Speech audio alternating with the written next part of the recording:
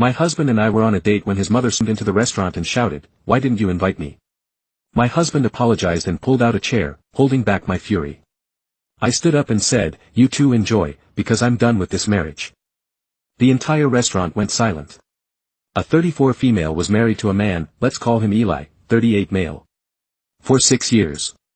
We met through mutual friends and got married after 2 years of dating. At first everything felt normal, comfortable. He was respectful, funny and kind. He listened, or at least it seemed like he did. We never really fought in the beginning, except when it came to his mother. Let's call her Helen. Now I want to say this up front, I tried. I really tried. I know people say that all the time, but I honestly did. I never had issues with anyone's parents before. I'm not confrontational. I keep to myself. I bake pies during the holidays. I remember birthdays. I go out of my way to be thoughtful. But Helen, from day one she was cold, like she already made up her mind about me before I said a word. The kind of woman who sizes you up in 5 seconds and locks in a judgment that never changes. When Eli introduced me to her the first time, she didn't even smile, just stare me up and down and said, "You're taller than I expected." I laughed it off, figured she was nervous or something. It only got worse from there. She'd make little digs like, "Oh, you don't wear makeup, that's brave, that's the dress you're wearing. Huh, you didn't use my recipe for the stuffing." She dropped by our house without calling once. She came by on a Sunday morning and let herself in using the spare key Eli had given her.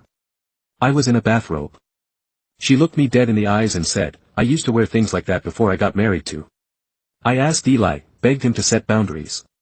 He always said she means well, she's just old-fashioned. She's trying in her own way. No, she was trying to control, but Eli wouldn't see it, or maybe he did and just didn't care. Over time I noticed how much power she had over him. He wouldn't make major decisions without asking her. If we were planning a trip, he'd call her to make sure the dates didn't conflict with anything she had going on. I couldn't even buy a new couch without her opinion being looped in somehow. She criticized everything I did, from how I folded towels to how I made eggs and Eli. He never once told her to back off. He would just smile. "Sit back and let me take it." Last month Eli came home from work and said he had a surprise. He made a reservation at Lucas Trattoria, the same place we went on our first anniversary. He said he wanted to reconnect. Things had been rough and we hadn't had real alone time in a while. I was surprised in a good way. Maybe he finally saw the cracks, maybe he was ready to put us first again. So I got ready, took my time with my makeup, wore that black wrap dress he used to compliment all the time. I even curled my hair. We got to the restaurant. It was dimly lit, warm, full of couples talking in low voices. It felt like one of those rare nights where things might actually turn a corner. We ordered drinks. We even laughed about something dumb, his coworker mixing up a Zoom meeting. The waiter brought over fresh bread and butter and then it happened. We were mid-conversation when I heard a sharp voice from behind, "Why didn't you invite me?" It cut through the room like a knife. Every head turned. I looked up and there she was, Helen, in a leopard print blouse, heavy makeup, carrying one of those oversized purses that looks like it could hold a bowling ball, standing in the middle of Lucas, glaring at us like we had committed a crime. Eli froze. Mom. She walked over like she owned the place. "You told me you were staying in tonight. You didn't say you were coming here. I told you I wanted to try this place."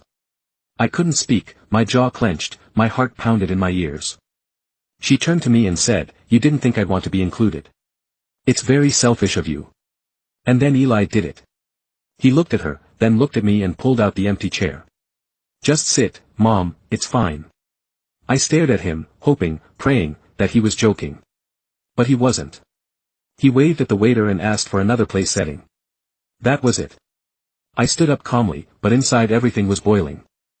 I said in a voice I didn't recognize as mine, "You two enjoy, because I'm done with this marriage." And I walked out. The restaurant went silent. I don't mean a few people looked up, I mean everyone stopped talking. Even the clinking of silverware stopped.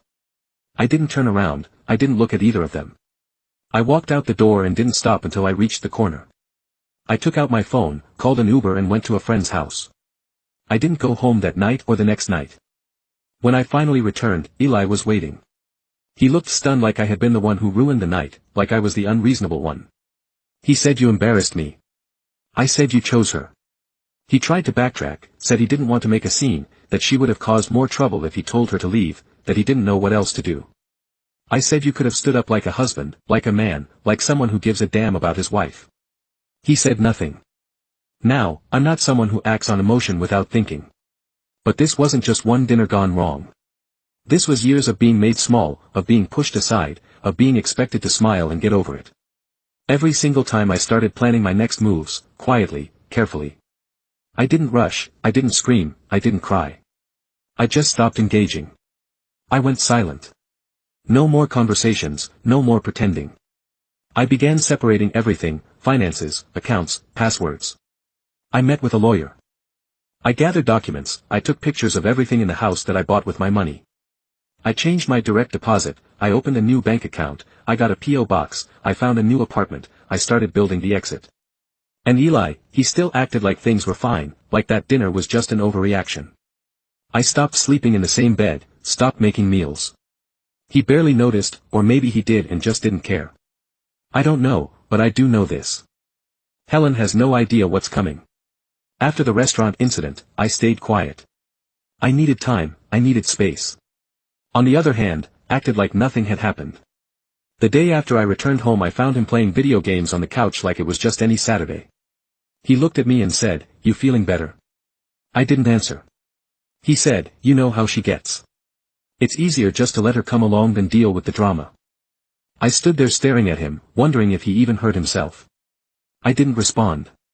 I just walked past him, and from that moment on, I was done pretending, no more talking it through, no more asking him to set boundaries. I already did all that. This time I wasn't going to ask, I was going to act.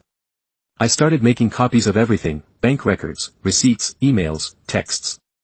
You know what helped? The fact that I handled most of our finances, joint savings, all my deposits, rent paid through my account, credit cards, mine. I even spotted most of the down payment on the condo. You know what else? I found that Eli had been sending Helen money, small amounts at first, $1,100 here, $150 there, but it added up. I saw a transfer labeled Mom's refund for car repairs, another one that said Helen groceries. Even one marked reimburse Mom for brunch. I never agreed to that, never even knew. When I asked him about it casually, he said, "She's done so much for us, it's the least I can do us. She did nothing for us, she sabotaged us." I added those screenshots to the folder. Here's where the story takes a turn. One morning, while Eli was in the shower, I heard his phone buzz. I wasn't snooping, but I saw the notification. It was a message from his mother in their group chat. "Did you tell her?" Yet my stomach dropped. I opened the chat. Helen had sent multiple messages. "She's going to find out eventually. You said you'd tell her last week. It's not fair to keep hiding it. I'm tired of the lying." There were no other names in the group chat, just Helen, just Eli. I stood there holding the phone, heart racing. What the hell were they hiding? When he came out of the shower, towel around his waist, I didn't yell. I didn't throw the phone, I just handed it to him. He went pale. "Read it." I said he didn't. He just sat down on the bed and put his face in his hands. "I was going to tell you." He mumbled. "Tell me what, Eli?" And then it came out. He admitted that Helen had moved into an apartment 2 floors below ours 6 months ago. She hadn't told me because she didn't want to make it weird. She wanted to be closer to her son and keep an eye on things. Let me say that again. This woman had been living in our same building, 2 floors down, for 6 entire months. She watched me come and go. She probably watched from her balcony. She saw when I left for work, saw when I came back, and never once said a word. And Eli helped her move in, helped her find the unit, helped her carry the boxes, and then lied to me for half a year while she crept around the building like some uninvited spy. I was speechless, I couldn't even think straight. He said she just wanted to be nearby. I didn't think it was a big deal. Not a big deal. Your mother lives in the same damn building, Eli. You let her stalk me and then lied to my face every day for 6 months. I packed a bag that night and left. Since then I've been preparing. Like I said earlier, I found an apartment, 1 bedroom, quiet, no mothers in sight. My lawyer's been incredible. We're going through everything slowly, cleanly, by the book, but Helen, she's not taking it well. I started getting emails from her, some passive, aggressive, some flat-out aggressive. Here are just a few. Marriage is about forgiveness, not throwing tantrums.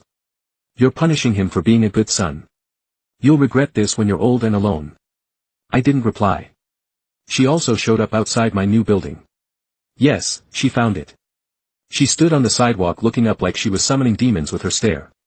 When I didn't come down, she sent me a text running "won't fix your attitude problem." I showed my lawyer we're documenting everything. Eli, to his credit, hasn't been chasing me, but I know he's still talking to her every day. He probably still doesn't get it. Here's where things got even messier. My lawyer found something while going through our property history. Helen's name is on the condo. Apparently, when we bought it, Eli listed her as a silent investor to help with the down payment. But here's the thing, I paid most of the deposit. The paperwork was filed through her friend who works at a real estate office. I never saw the fine print. They added her name to the title. I never knew. So now it's me versus Eli and Helen, and she technically has a claim on our home, which means she could try to block me from selling it or try to force Eli to keep it. My lawyer says we can fight it. We're building a case. There's a paper trail proof of payments. But the fact that he signed that without telling me he was planning this long before the restaurant, maybe from the beginning. So I thought I had reached the peak of betrayal when I found out Helen was living 2 floors below me. Turns out I was wrong. I didn't even know how deep this went until this week. I thought I was just dealing with a boundary-obsessed mother-in-law and a weak husband. I didn't realize I was in the middle of something way more calculated. 2 days ago Eli texted me asking to meet. He said he wanted to talk about how to end things peacefully for once. He sounded serious, so I agreed to meet him at a coffee shop. Not Lucas, don't worry. He showed up with a folder, said, "I brought some papers. Nothing legal, just something to make the split smoother." I didn't touch them. I asked, "What are these?" He hesitated. "It's just a quick property settlement. My mom's lawyer helped put it together, just so we're all clear on who gets what." I opened the folder, scanned the first page, my heart sank. It was a quick claim deed. "Transferring my interest in the condo to Helen," he said, "you won't have to worry about the place anymore, you're moving out anyway." Right, this just settles it, clean break. I stared at him for a solid 10 seconds before saying anything. "You want me to hand over my home to your mother?" "She already helped pay for it." I said I paid most of the down payment. He shrugged, "Yeah, but it's complicated now." I closed the folder, got up and walked out. I didn't say a word. When I gave the folder to my lawyer, her jaw actually clenched. Where did he even get this? I told her Helen's lawyer drafted it. She flipped through the pages. "This isn't just a quick settlement, this is a trap. If you had signed this, you'd be giving up any right to that property permanently, with no compensation." She leaned back in her chair. "You're not divorcing a man, you're divorcing a team, a mother-son business operation." So I started connecting the dots. I went through emails, receipts, even conversations I had forgotten about, and something clicked back when we bought the condo. Helen insisted we use her friend's real estate office. She said they'll give you a better rate. At the time I didn't think much of it. I trusted Eli to handle it. Now I know that office is not licensed anymore, shut down for shady deals involving forged documents. Guess who signed the closing paperwork? Only Eli and Helen. They left me off entire sections of the contract. They told me it was standard stuff and didn't require my signature. It's not legal but it's dirty. My lawyer's working on getting everything reviewed by a property fraud investigator. If we can prove intent we might have a case for fraud. Here's the latest twist, and this one actually made me laugh. Apparently, Helen tried to list the condo for sale last week without me knowing. A neighbor texted me confused, saying I saw a for sale sign outside your unit. Are you moving? I checked online, boom, my address was listed, open house, scheduled contact number, Helen's cell. I called the agent listed. He was confused, said he was hired by the co-owner and financial contributor. Said she told him the other party, me, was already bought out. I immediately forwarded that to my lawyer. Now Helen's being investigated for fraudulent listing activity. After the failed quick claim trap, Eli started blowing up my phone. First it was long texts about how hurt he is. Then he switched to guilt, "You're throwing away everything we built." Then came anger, "You're ruining my life because you're mad at my mom." I didn't respond. He called 11 times in one night, left a voicemail crying, "You don't understand. She was the only one there for me when I had nothing. She gave me everything, and now you're taking it all away from her." That told me everything I needed to know. I wasn't just married to Eli, I was married to him and Helen and I was the third wheel all along. The condo is on hold due to the investigation. Nobody can sell it until ownership is clarified. My lawyer is prepping for a full divorce filing and property dispute. I've started therapy weekly. I didn't realize how broken I felt until I left that house. Helen is under watch. If she pulls another stunt like the fake sale, we'll file criminal charges. There's more I haven't shared yet, things I've discovered about Eli's bank accounts, things I'm pretty sure Helen doesn't even know. I know that part's coming soon. This isn't over, not even close at this point. The legal battle was underway. The divorce was in motion, the property dispute was a nightmare, and Helen had already made a failed attempt to list my condo for sale behind my back. But it still wasn't over, because some people don't go down quietly. It was a Thursday night. I was at my new apartment eating takeout when I got a text from Eli, "Can you come to dinner at Mom's one time to talk?" I didn't respond right away. I sat with it. Something about the tone felt off, too calm, too rehearsed. My gut was screaming, but I agreed. Why? Because I wanted them both to say it all out loud, no more hiding behind texts or fake documents. I wanted to see them squirm face to face. I needed it for closure for myself. I got there early 7 p.m. sharp. Helen opened the door all smiles like nothing had ever happened. Her place smelled like meatloaf and entitlement. She said, "Glad you came. We can be adults about this." I didn't smile. Eli was already there sitting at the table, looking tired and worn down, like someone who hadn't slept right in weeks. Good, we sat. Dinner was quiet at first. Then Helen cleared her throat. We wanted to talk about the condo, about what's fair. Fair, I almost laughed. She continued, "You were never financially prepared to buy something like that, Eli, and I made it happen. It only makes sense that we protect our investment." Eli nodded slightly. "It was never meant to go this way." I put my fork down. "You mean the way where you lie about her living in the building, forge my signature and try to trick me into signing my property over with a fake, quick claim?" Helen frowned. "Don't be dramatic." And that was it. Something snapped at me. I stood up. "You think this is about property? This is about how you both disrespected me every day for 6 years.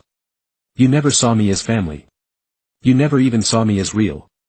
Eli said I tried. "No, you hid behind her your entire life. You never really left her house, you just brought it into mind." Helen stood now too. "You don't understand how hard he's had it. I gave him everything. I looked at her, then at him, and he gave it all to you, even when he promised it to me." Then I pulled out a folder of my own, the same one. My lawyer helped me put together bank statements, payment records, proof that I had paid for 87% of the condo directly. I dropped it on the table. That's the truth right there. You can spin stories, but numbers don't lie. Silence. Eli's face dropped. He didn't even open the folder, he just stared at it like it might bite him. Helen said, "This is unnecessary, you're being vindictive." That's when it happened.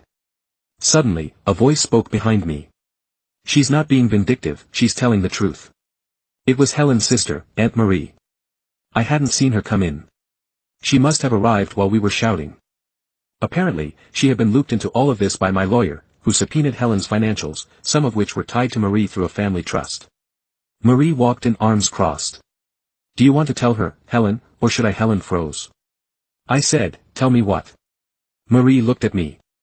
The money Helen used to help with the down payment, it wasn't hers. It was from a trust fund left by her late husband, meant for younger family members. You know, like grandchildren, she wasn't supposed to touch it. She forged documents to get it released. I only found out because your lawyer reached out and asked me to verify the funds. My stomach turned. Eli whispered, "Is that true?" Helen stayed silent. Marie dropped the final hammer. "If this gets reported, and it will, she could be looking at fraud charges." Helen screamed, actually screamed. "You're destroying this family. You brought an outsider into our home and now look what's happened." Eli stood up and yelled back, "You did this, Mom. You lied, you made me lie, you ruined everything." She slapped him right there in front of me and Marie. He didn't react, just stood there, red-faced, shaking. I picked up my folder and calmly turned to leave. Before I walked out, I said, "You two can keep your lies, but you're not keeping my life, or my name, or my future," and I left. The next day my lawyer filed to freeze the condo's title completely. Helen's accounts were flagged for investigation. Marie agreed to testify if needed. Eli emailed me to apologize, said he didn't know about the trust fund, that he was sorry for everything. I didn't reply. Instead, I signed the final divorce papers, had them delivered to his new P.O. box and changed my last name back the next day. It's been 3 months since that night. I live in a smaller apartment now, no fancy countertops, no shared mortgage, but it's mine. I sleep better, I laugh louder, I cook dinner in silence without being judged for how I slice vegetables. Sometimes I look back and feel angry at the years I lost, at how blind I was, but mostly I feel grateful because I got out. And if you're reading this while wondering if you should walk away from someone who never stood up for you, here's your sign.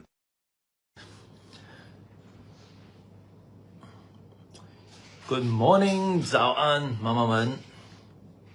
借我你那个麦试一下。你们收到了这个 Oxford Dictionary Pen 没有啊 ？E 卡姆斯就是上次 Copy 的第一，跟这个 E 卡姆斯配合，然后开卖的这个 E 卡姆斯。就是 E 卡姆斯我自己呢也有买一套给我的孩子，然后呢我也买一套送给。